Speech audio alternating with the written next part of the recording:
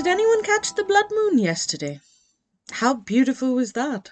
I got some lovely pictures I'll put up on Insta if anyone follows me there. Good morrow, dear listeners, and welcome to the Shakespeare podcast, where we explore how the bard lives on, not just in classrooms and theatres, but in fantasy realms, comic panels, and the minds of modern storytellers. I'm your host, Coel, and today we're diving into two extraordinary reimaginings of William Shakespeare, Neil Gaiman's The Sandman, the comic book series, and Sarah A. Hoyt's Ill Met by Moonlight. But we're not just comparing portrayals, we're using a lens to do so. I'm going to look at Annalisa Castaldo's argument from Fictional Shakespeares and Portraits of Genius. Castaldo invites us to think of genius not as intellect or eccentricity, but as a guiding spirit, a muse, a demon, a divine force that chooses its vessel. And in both Gaiman and Hoyt's works, Shakespeare is precisely that, a man touched by something otherworldly.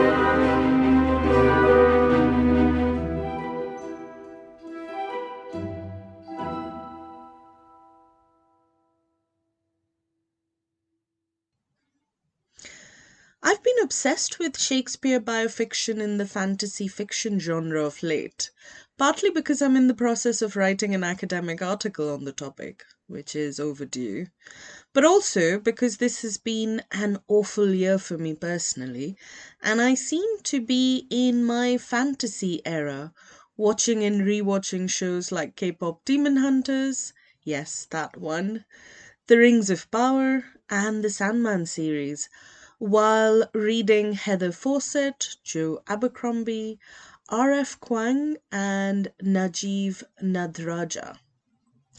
So, before we step into the enchanted woods and haunted islands of Neil Gaiman and Sarah Hoyt, let's take a moment to ask, why does Shakespeare feel so at home in fantasy fiction? William Shakespeare, the playwright of dreams and ghosts, witches and fairies, has always danced on the edge of the fantastical. A Midsummer Night's Dream and The Tempest are not just plays, they're portals. They invite us into realms where magic governs desire, spirits shape fate, and language itself casts spells. It's no wonder that fantasy writers, from Paul Anderson to Sarah Hoyt, have found in Shakespeare a kindred spirit. His work is rich with the tropes that define speculative fiction: transformation, illusion, prophecy, and the porous boundary between reality and imagination. But when these writers reimagine Shakespeare himself as a character, they do more than homage. They interrogate the myth of the bard. Who was he? How did he write what he wrote? Was he touched by something divine or something darker? This brings us to Annalisa Castaldo's argument in Chapter 3 of Fictional Shakespeares and Portraits of Genius, titled, "We are spirits of another sort."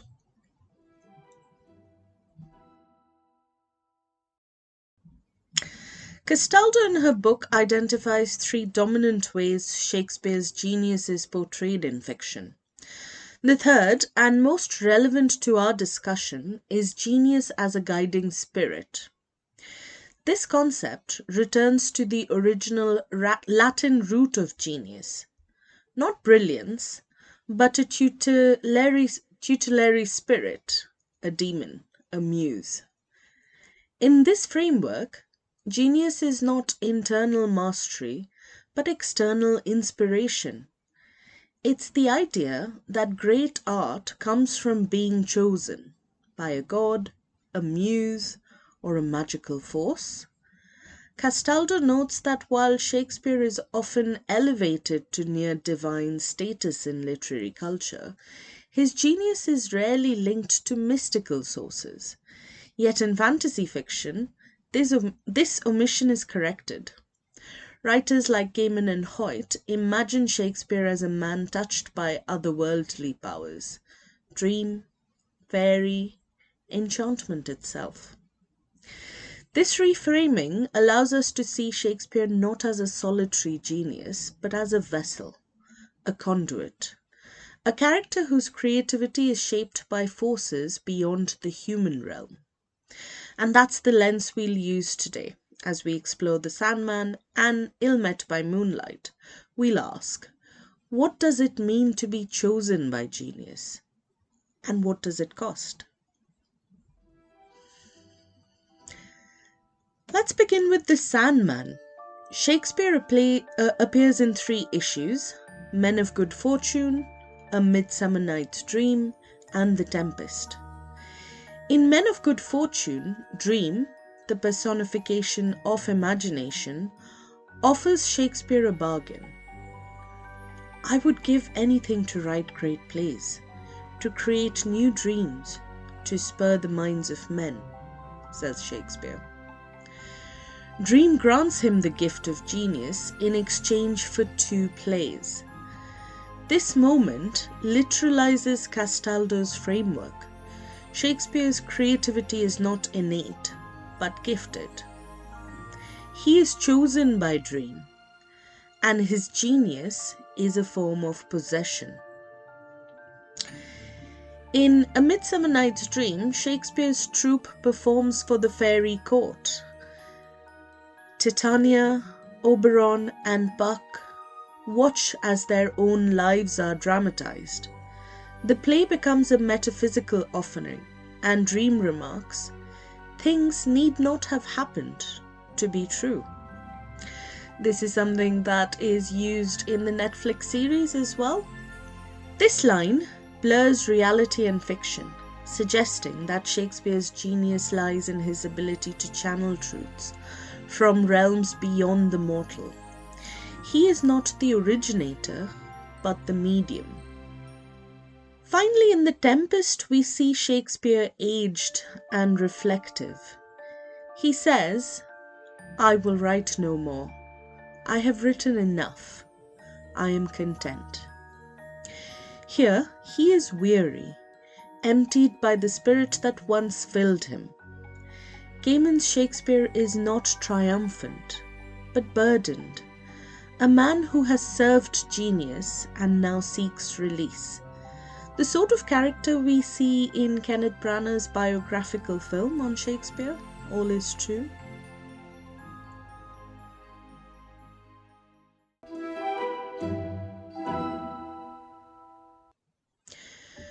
Now let's turn to Ill Met by Moonlight, Hoyt's novel, which is actually a 3-parter, but I'm just going to focus on this first novel.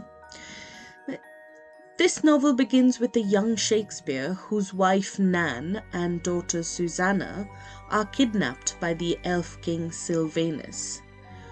Will is drawn into a fairy realm where language is power and identity is mutable. Early in the novel, Quicksilver, the elf prince, tells Shakespeare, "You are not like other mortals.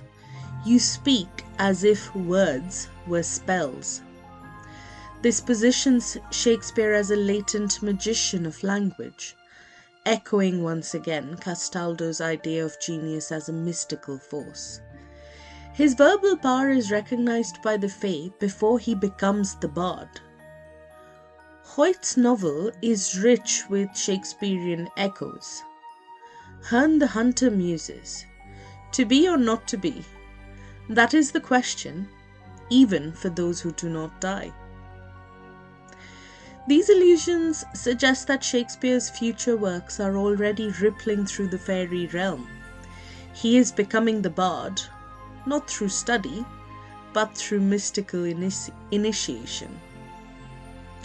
Towards the climax, Shakespeare confronts Sylvanus and declares, "Words are power, and I have learned to wield them."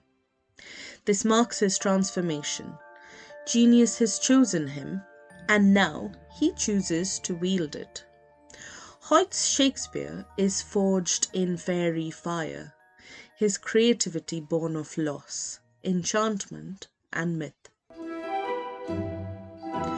So what do these portrayals tell us? Both Gaiman and Hoyt reject the myth of the solitary genius. Instead, they embrace Castaldo's third category, genius as guiding spirit. In The Sandman, it's dream. In Ill Met by Moonlight, it's the Fae. In both, Shakespeare is chosen, transformed, and burdened. This reframing matters. It challenges Enlightenment ideals of authorship and replaces them with a mystical model. Shakespeare becomes a liminal figure between mortal and immortal, between creator and creation. And perhaps that's why these portrayals resonate. They remind us that art is not just intellect, it's enchantment. That storytelling is not just craft, it's communion.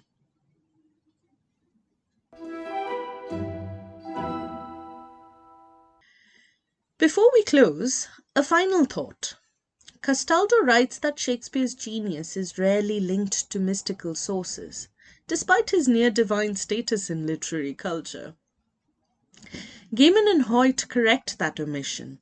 They give us a Shakespeare who's not just brilliant, but bewitched. Not just a writer, but a dreamer, chosen by dreams. Thanks for joining me on this journey through genius, fairy, and fiction. If you enjoyed this episode, consider subscribing, sharing, or sending me your thoughts.